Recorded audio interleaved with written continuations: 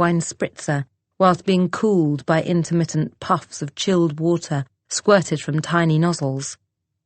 They wouldn't recognize her now. Those jaded old waiters, in their incongruously trendy blue and white polo shirts. She'd been a sight for sore eyes 12 years ago. A woman sits on a perch at the entrance to the restaurant. She is blonde, in that way that only women in the south of France can be blonde. Something to do with the contrast between vanilla hair and darkly toasted skin. She glances at Lucy indifferently, taking in the state of Lucy and Marco and the dog, before returning her gaze to her computer screen. Lucy pretends that she is waiting for someone to join her from the beach, cupping her eyes with her hand and peering towards the horizon, until the woman is distracted by a party of 5 people arriving for lunch. "Now," she hisses, "now!" She collects the dog into her arms and pushes Stella ahead of her. Her heart races as she strides as nonchalantly as she can down the wooden platform that runs behind the restaurant towards the shower block. She looks straight ahead. "Keep moving," she hisses at Stella as she stops inexplicably halfway down. Then finally they are there, in the dank, humid gloom of the shower block. "Reserved exclusively for the use of patrons of Le Beach Club Bleu et Blanc," says numerous signs, nailed to the wooden walls. The concrete floor is sandy and damp underfoot. The air is fusty. Lucy guides Stella to the right. If they can get through the wooden saloon doors to the showers without being spotted, then they will be fine.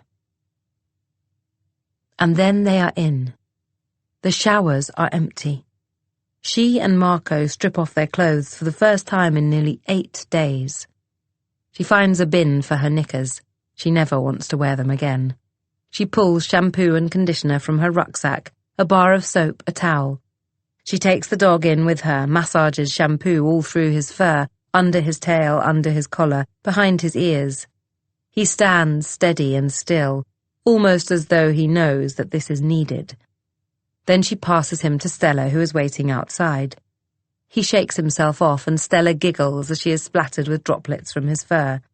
And then Lucy stands under the flow of warm water and lets it run over her head, into her eyes and ears, under her arms, between her legs and toes, feels the hell of the past week start to dissolve, along with the dust and the mud and the salt. She shampoos her hair, pulling her fingers through the length of it until it squeaks. Then she passes the bottle under the stool to Marco.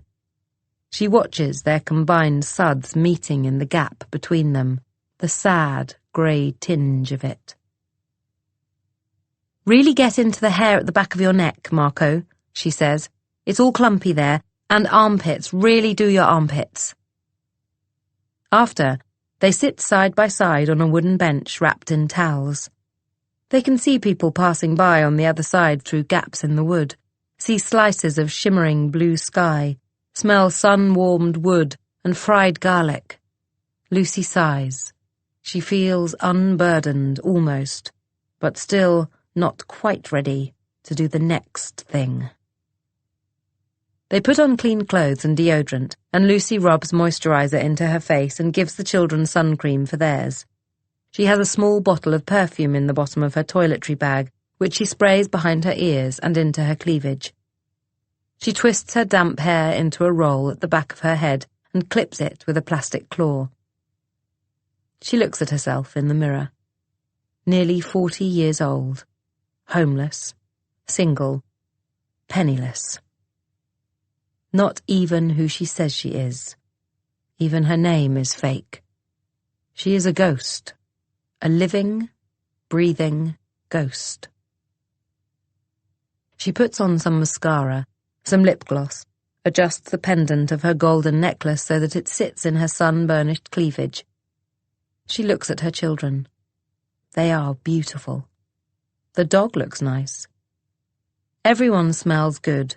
They have eaten. This is as good as things have been in days. "Right," she says to Marco, shoving her dirty clothes back into her rucksack and pulling it closed. "Let's go and see your dad."